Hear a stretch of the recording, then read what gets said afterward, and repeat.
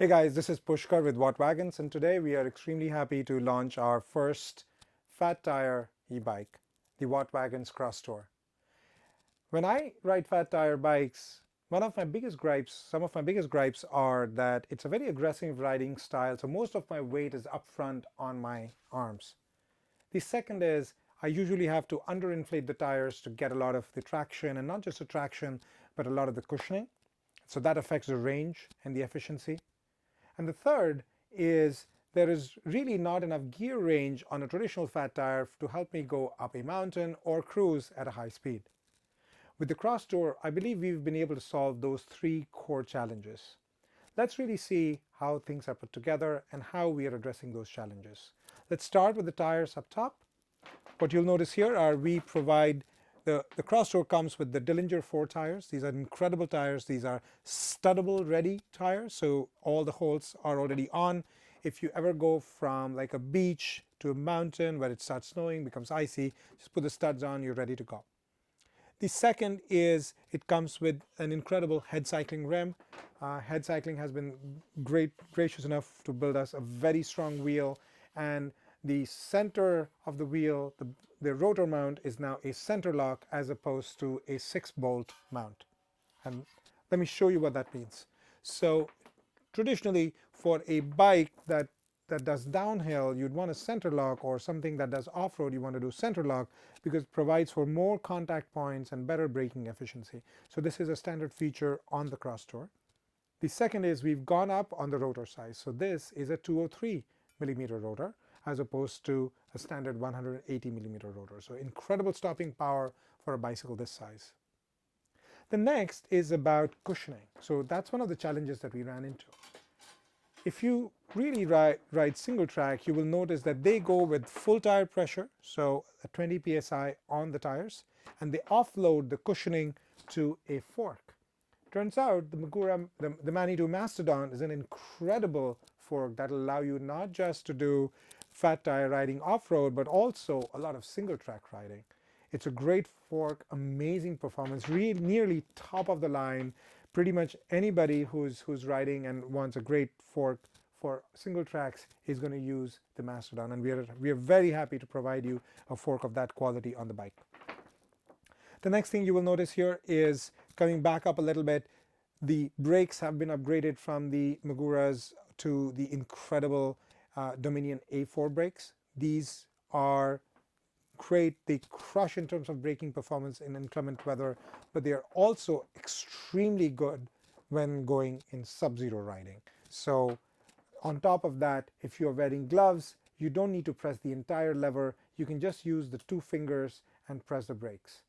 Great performance. We've also added the Bafang mounts on this, so that now these are brake actuated electric motor cutoff. So that feature also exists on the Dominion A4 brakes. In terms of the handlebar, you will notice that the CrossTour comes with the Surly Moloko handlebars. They are a loop bar, provide good geometry and good sweep backs, so it makes for a comfortable riding pattern. It also comes with a center bag. You can store snacks, backup batteries or chargers, or even sometimes lights in case you need to.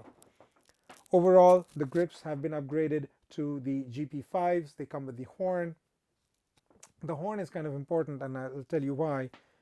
The second problem that, remember, after the cushioning, the second problem we were talking about was about the geometry. So we have modeled the CrossTour as a commuter geometry as opposed to a fat tire geometry. And so it shares a lot of characteristics with the Ultimate Commuter Pro. And that's important because now the weight is not on your arms, but rather it's a good upright riding position. You can also now leverage the horns to be more hands-free, if you will, in terms of your riding styles. So the geometry is a big step up from a traditional fat tire mountain e-bike. Moving back here, you will notice that the frame supports the same 880 watt-hour battery pack. It's a 52-volt battery pack. Coming back here, we have the same saddle. We have the same seat post, which is the Connect Active Suspension seat post.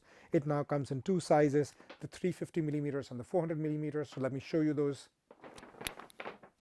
Here you will notice that for a rider who's in between sizes, somebody like me who has a medium reach but a longer inseam length. I usually do a medium and a long on the reach and a long on this seat post, but with the 350 mm I'm sort of restricted to only the 15 stops that are on the seat post. For somebody like me, I can now request for a longer seat post at no additional charge. We can swap it out and give you the longer one so you can have a better riding experience with the same geometry. The seat post also comes drilled with 1/4 inch holes here, so if you wanted to route additional electronics, you can route it within the seat post. The saddle is now swapped out to the C17 carved saddle, the Brooks C17 carved saddle. This is important because it rides very well in inclement weather. You can ride it this in the snow, no problems at all. Moving back, you will notice the rack is now a fat tire rack. This is the Axiom Fatliner rack. We have the light and motion light on it, which is the tuck light. Moving down here, we have the Hope Pro skewer for the roll-off XL hub. The drivetrain is the belt drive with a 60-tooth front cog and the 19-tooth Expedition rated rear cog. The pedals are the Stamp 2 pedals. The bike also comes with full fenders, so we are developing a custom mount for these fenders, and the bikes will ship with full fenders on them. Very important from both a commuting perspective and an off-road perspective. The last part here is something we are incredibly proud of, is the cranks. You will notice that with a fat tire, there's a lot of clearance that is needed for you to get the belt drive on, have the fat tire on. So it really messes up on the Q factor, which is the distance from the center of the bicycle to the edge of the cranks. Here's a Bafang crank that gets shipped on the fat tire version. So you'll notice there's an offset and then it goes all the way up to account for that tire clearance. What we've been able to do is really use more of a gentle sweep with Miranda, and working with Miranda, develop something that's custom to our bikes and provide enough clearance and a lot better Q factor so that now you can ride without tiring or without having a lot of leg fatigue as you ride more miles. Combine that with the roll-off, you can now cruise at a high speed as well as the gear range and efficiency to go up really steep inclines. We are extremely happy of putting together an incredible bike, thinking through all the little problems that we thought of, including the gear range, the geometry, the suspension, and the tire pressures to put together the CrossTour. We hope you enjoy it as much as we did putting this together. Thank you.